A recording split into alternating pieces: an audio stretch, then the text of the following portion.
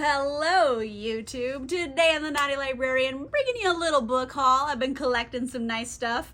Realistically, like, more books than not are a bunch of smut, and I love that. But let's get into all of the things I have been collecting lately. We're gonna start things off with an influencer box I got. I never get an influencer package, and like, they put my name on it. Oh my god!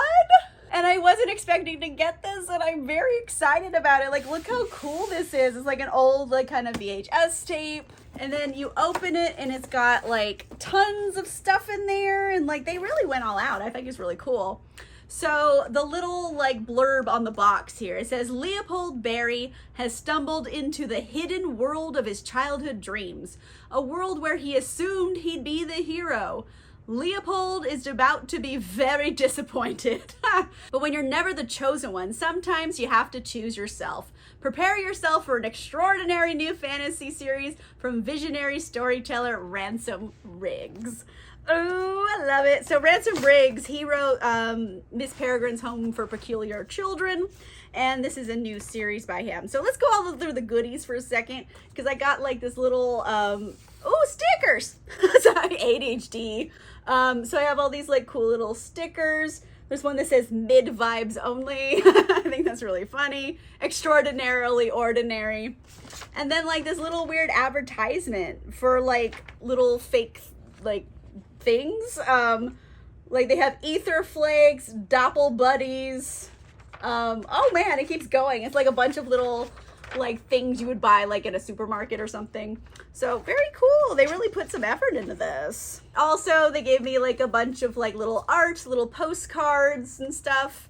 So there's Sunderworld, Remarkably Unremarkable, and then Meh is the new Yay, Average at best, and Extraordinarily Ordinary. These are really fun. I'm very interested in what this book is about. We got another little sticker, The Mid Will Rise. And going on with the goodies, I got this cool little like pin. It's like a robot dog. And then I got like a little coin. It says good for one ride, I guess in Sunderworld. So it's like a little, like maybe a bus token or something. And then let's get into the book, which is The Extraordinary Disappointments of Leopold Barry. Oh, it's so cool. It looks like one of those like vintage like 80s VHS tapes. It's kind of really cool packaging wise. So this follows Leopold Barry, and at 12 years old, his mother passes away, and instead of, I guess, dealing with his grief, he finds all these old weird VHS tapes of this kid's show that was only on for one season in the 1990s. It was like called Sunderworld, and he was like, oh my gosh, he just watched those videos nonstop. And now he's 17 and he's in Los Angeles. And things are getting weird. Like, he's seeing very strange things all over town that look remarkably like the things that were in Sunderworld and all those tapes. So now he needs to figure out what's going on, and it turns out Sunderworld is real. It needs a hero, and he's like, I've finally been chosen for greatness. Turns out maybe not. But it seems really fun. If he does it right, if he nails the landing on this, it's going to be really fun. So thank you so much, Penguin Teen, for sending me this. I am obsessed. I've never gotten an influencer box, let alone one that y'all put my name on. I feel so special right now. Anyway, this seems really fun. I'm gonna try it out. Another book sent to me by the publisher is Asunder by Kirsten Hall. So thank you very much, Tor Books, for sending me a copy. And this one seems really, really cool. Like, the first line of the blurb is, we choose our own gods here. So we're following this woman, her name's Karis, right? And she's a death speaker, which means she can communicate with the freshly dead people. And she also has this irrevocable pact with Sabister, which is, quote, a terrifying eldritch being, 3-faced, 100 wings, and unforgiving. Oh my. So like, as soon as you said eldritch, I was like, yes, tell me no more, take my money. So this seems really fun. And of course, like, she finds a dead guy and then learns unfortunate things, and now she has to save the world or something. I don't really know how this is gonna pan out, but that's kind of the vibe here. So already it's giving me kind of like, if Pushing Daisies had eldritch terrors in it, then yes, I love this. So I'm excited. Thank you so much, Tor, for sending me this. I also picked up a couple of random classics because I want to get back into doing drunk classics. I know some people have been asking for them. it's been a while, but hopefully I'll get back into them soon. So I got this copy of Peter Pan by J.M. Barrie. I've never read the original source material, and it's kind of like a cute cover, and it's like green, you know, it's Peter Pan. And I know a lot of people who love Peter Pan. I know the story vaguely because I've seen like the cartoons, but I've never read the book. So very excited to see how the source material goes, because sometimes they're kind of funny in like their old-timey Victorian way. So who knows, maybe I'll really love it. Anyway, I got a copy. I got it for very cheap. I think it was like $5, so win. And I also got a copy of The Wizard of Oz by Frank Baum. Oh my goodness, I've wanted to read this for a very long time, and I never have. And like, my favorite movie when I was a very itty bitty kid was The Wizard of Oz. I've watched that movie probably 100 times as a child, at least. And it's like probably the movie I've seen the most out of all of the movies in the world. So it holds a special place in my heart.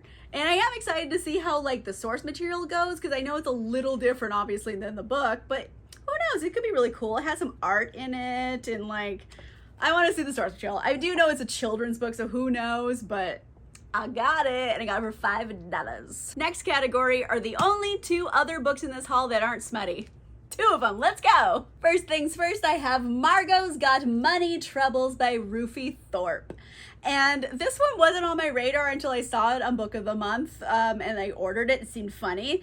And it's actually our Patreon book club pick for August, so I will do a secret live show with my patrons and channel members. But this one seems really kind of fun. It seems zany, wacky, funny. So essentially, Margot, she's the child of a Hooters waitress and an ex-pro wrestler.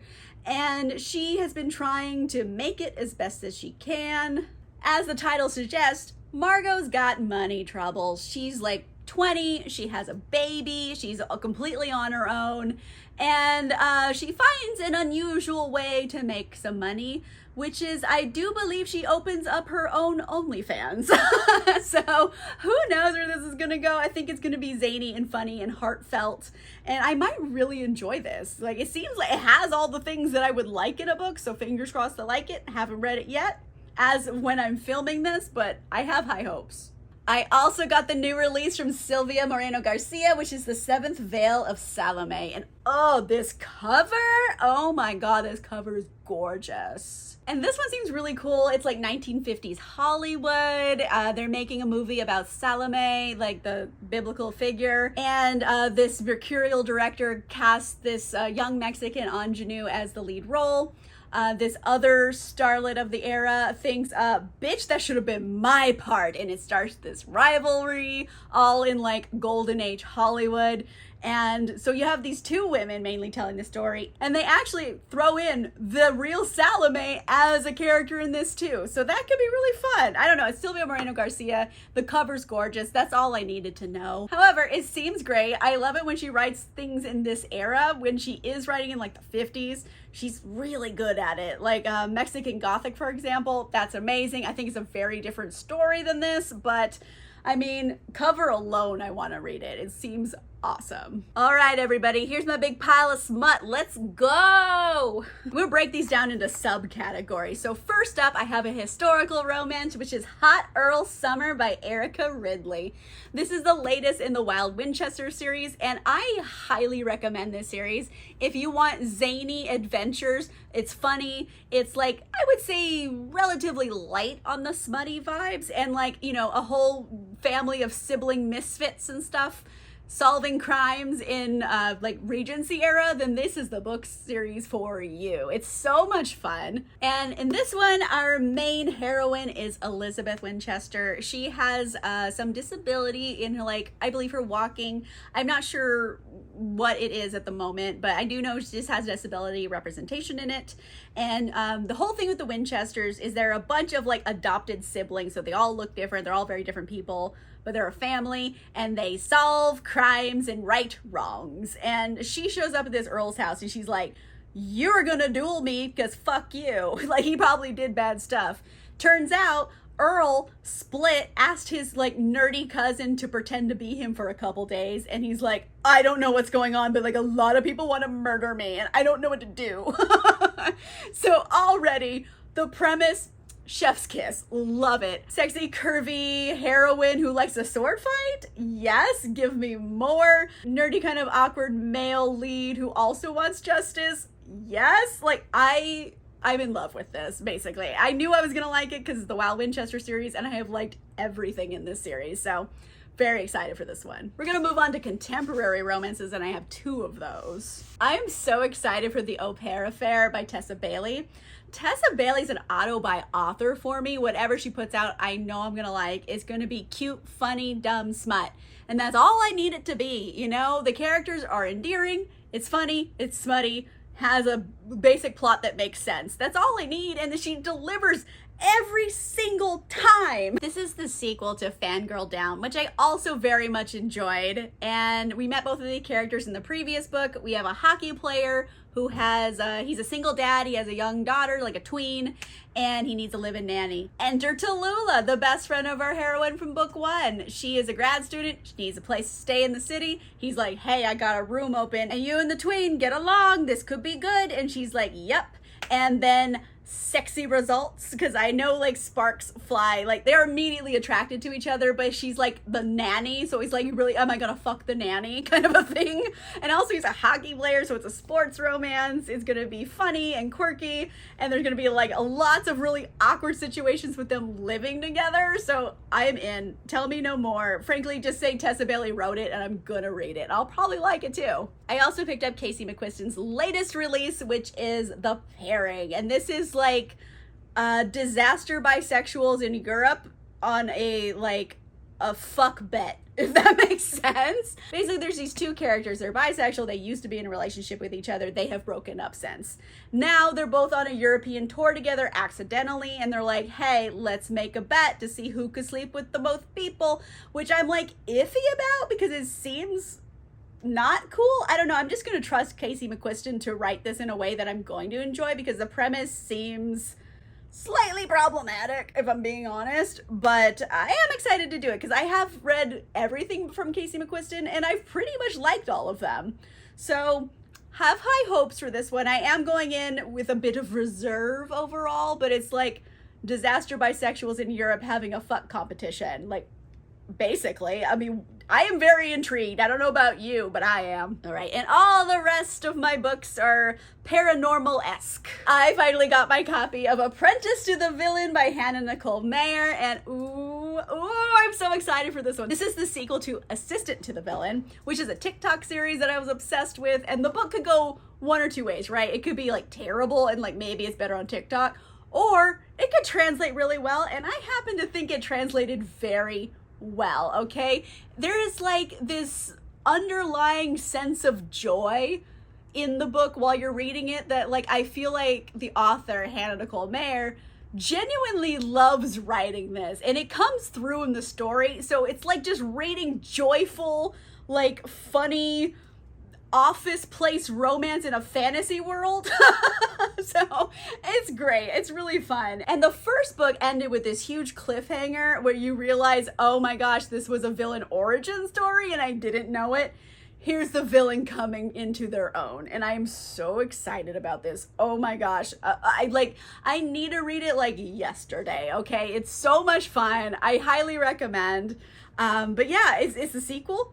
Anything could happen. I don't know. I will admit that I know it's probably going to be slow burn because the series is very slow burn, but like I am in for it. Another book I am so incredibly freaking hyped for is A Werewolf's Guide to Seducing a Vampire by Sarah Holly. If y'all are on the Sarah Holly train, you need to get on it because this series of books, this is the third book in it, is incredible, okay? It's like a small town full of supernatural beings, and they all kind of get together in different ways. Like the first one was like a werewolf and a witch, the second one was a demon and a witch, and now we have a vampire and a werewolf. So we're just doing all of the supernatural things, and I am obsessed with it. It is laugh out loud, hysterically funny. It has a good plot, likable characters you get into, and then also vampires and witches and werewolves, oh my. Like, it has all of the things I like and genuinely is delightful to read. And also, I forgot to mention, sprinkle a bunch of smut on top. Yes, give me all of the books in this series. If you haven't read it yet, you need to get on it. It's really good. I pre-ordered Haunted Ever After by Jen DeLuca. Like, this is a rom-com with ghosts, and I'm so into it. So it's in this like small town called Boneyard Key. Like, let's be real. Love, okay? I know it's cheesy, but I'm here for the cheese. And it's haunted. That's like their main thing that attract like tourism dollars, right? Turns out it's actually haunted. There's ghosts in this town, and like zany antics ensue with ghosts. And our main couple is Cassie and Nick. I believe they are both living, and you know, Nick has lived there for a long time, owns a little coffee shop, has a ghost buddy. Cassie moves to town, realizes my cottage is haunted, and then like they hang out and do things, and there's ghosts in the background. I'm not really sure how this is all gonna come together, but like I'm into it. I love the concept of this. Like, it has just the right amount of cheese in it. You know what I mean?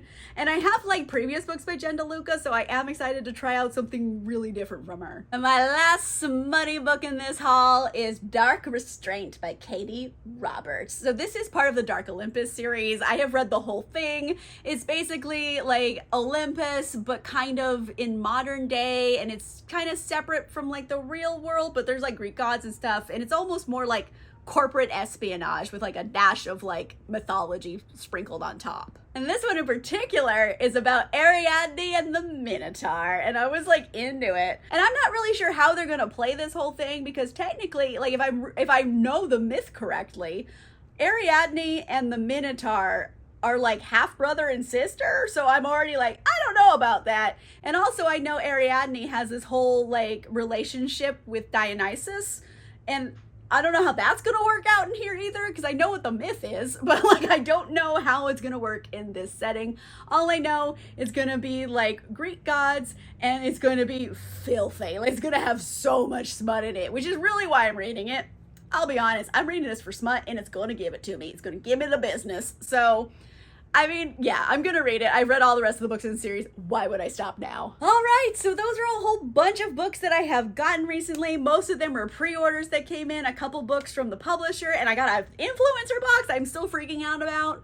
So overall, I got a lot of books that I'm actually super excited for. I hope I'm going to read these, and they're gonna live up to the hype, and they're gonna get me out of my reading slump. Fingers crossed. Let me know in the comments down below, what's your favorite late summer read, I guess, because it's kind of that transitional period between summer books and fall books. What's your transition book? Let me know in the comments down below. If you like this video, make sure you give it a like. If you want to see more videos, make sure you subscribe. And if you want cool exclusive content, including early access to videos or a book club, you can consider becoming a channel member or a patron. Links for that are in the description down below. And on that note, I'll see you guys soon. Goodbye.